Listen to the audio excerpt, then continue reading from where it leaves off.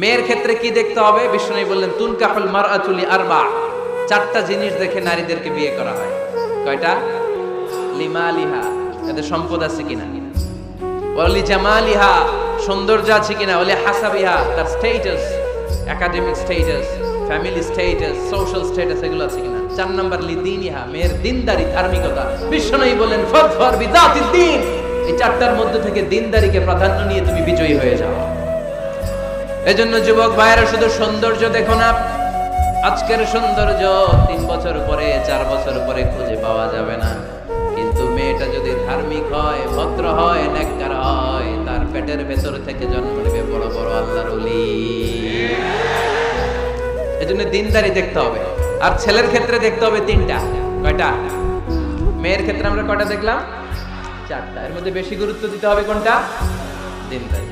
আর মেয়ের বাবা যারা আছেন বা মেয়ের বড় ভাই যারা আছেন, তারা যখন ছেলে খুঁজবেন তারা 3টা জিনিস দেখবেন। 1 নাম্বার, বিষ্ণু বললেন ইযা জাআকুম মান তারদাউনা খুলুকাহু ওয়া দীনাহু ফাযাওয়িজুহু ওয়া ইল্লা তাফআলু তাকুন ফিতনাতুন ফিল আরদি ওয়া ফাসাদুন আরিদ।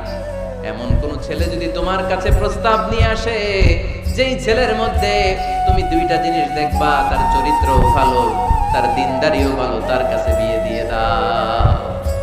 3টা জিনিস লাগবে ছেলের ক্ষেত্রে। এর মধ্যে এক হাদিসে 3টা পাওয়া যায়। এক হচ্ছে খুলুক, ভালো আচরণ। দেখতে হবে ছেলেটা গাঞ্জা টানে কিনা, ঠিক কিনা।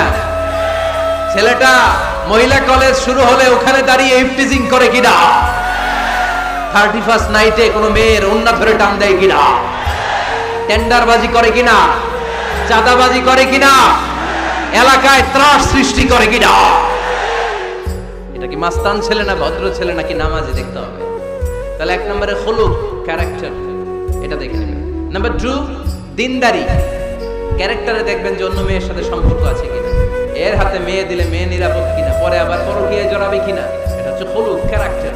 2 নম্বরে দিনদারি, মসজিদে যায় কিনা। মসজিদের সাথে যদি সম্পর্ক থাকে, এর কাছে আমাদের মেয়েদেরকে তুলে দেওয়া যাবে না, চিল্লায় বলেন ঠিক কিনা। 3 নম্বর যেটা দেখতে হবে, মেয়েটা ছেলেটারে পছন্দ করে কিনা। এটা দেখেন আপনারা? দেখে না, না এটা করা যাবে না। জোর করে মেয়েকে বিয়ে দেওয়া যাবে? বিষ্ণু বললেন ইয়া ফাতিমা ইন্না আলিয়ান ইয়াযকুরুকি, আমার কাজিন চাচাতো ভাই তোমার ব্যাপারে আমার কাছে প্রস্তাব দিয়েছে। হাল আনতি রাদিয়া, তুমি যদি রাজি হও স্বেচ্ছায় আমারে বলো, বিয়ে দেব। তুমি যদি রাজি না থাকো আলীরে না বলে দেব। হাল আনতি রাদিয়া, ফাতেমা আলী তো তোর বিয়ে করতে চায়, তুমি কি রাজি? ফাতেমা রাদিয়াল্লাহু তাআলা আনহা ফাসাকাতা, চুপ থাকলেন। 3 বার বিশ্বনবী জিজ্ঞেস করলেন, কি ভদ্র মেয়ে, কি নারী, সাইয়্যিদাতুন নিসাই আহলিল জান্নাহ, সব নারীদের সর্দারনি হয়ে জান্নাতে ঢুকবে। বিশ্বনবী 3 বার জিজ্ঞেস করলেন। ফাতেমা রাদিয়াল্লাহু তাআলা আনহা সাকিতা, চুপ রইলেন। আসসুকুতু নিসফুর রিদা, চুপ থাকা সম্মতির অর্ধেক।